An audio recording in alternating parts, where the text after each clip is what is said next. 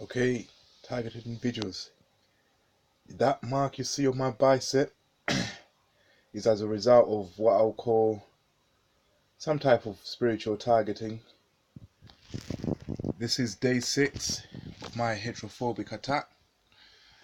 Basically, I got that little bad boy when I was out on street. I was just gonna do some shopping, and I was coming across some traffic lights, but you know they're rolling, yeah, on the island between the road when you're crossing the road. I must have got to it, and as I went past it, I scratched myself on it, yeah, and the scratch basically lacerated my skin, yeah. So we could say this is a transitional era, yeah. If you look at the way I move when I'm outside in the street, I don't dodo. I'm not a toddler. So I normally make quick movements. I try to incorporate a little speed in my movement, then I slow it down. You don't want to walk in a predictable way because people will start to set up situations that you're going to run into. Yeah, I'm a non-violent man, so I avoid violence unless it's a last result. Yeah, so when I have a task to do, go shopping. I go shopping. I come back. I don't stay on the street and start talking to people. No conversation starters, and because obviously you don't want to linger. Yeah, so the little walking man on the traffic lights turned green, and it was then it went off. So I ran across the road, and as I was passing the railing, yeah, it scratched me. Yeah, so it's to me those kind of things. It's ridiculous. What kind of you don't really expect that, but that's the only thing that happened on day 5 in terms of this heterophobic attack. So it's gone spiritual and tricky, but there's still no direct evidence of what's happening. So I'm still not reacting. I can't sit there and start beating up the railing because it scratched me. That would just look silly. Yeah. So this is now day 6, and it's a Sunday. Sunday is normally a day of rest.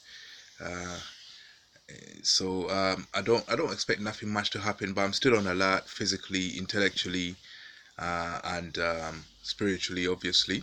And I try to avoid my transitional errors. Basically, I'm a man who was used to being like 70 kilograms or 154 pounds. I'm not used to my body being this big. I'm 95 kilograms now, 210 pounds. So maybe I need to adjust what I think is enough space for me to get through.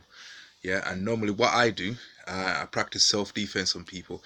People, the way they walk, the natives here, they in their own land, so they walk, they dodo and they walk relaxed. It just means that they're not walking tidy. So normally I move out of their way, yeah, and I estimate how much gap I have at the end of the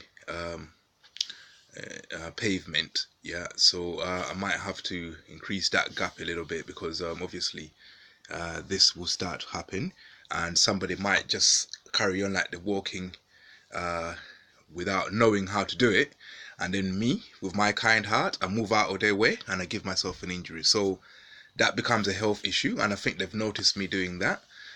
So I have to adjust how much gap I give myself, and that's about it.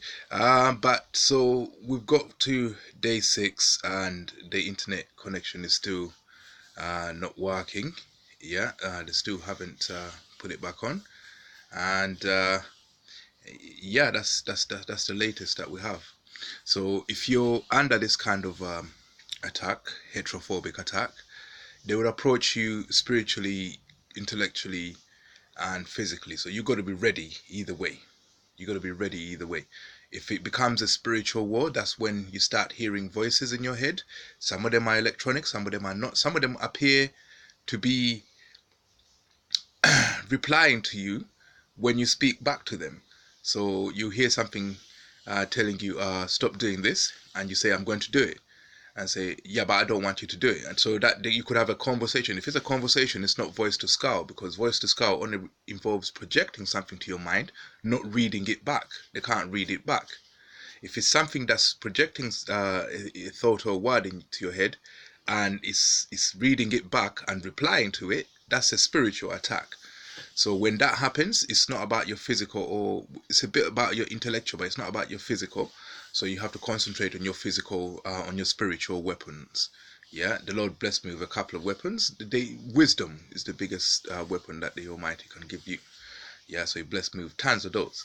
Yeah, I got a stockpile of wisdom. So I'm gonna try to keep this short, because obviously the internet is not on, so this might go on for quite some time.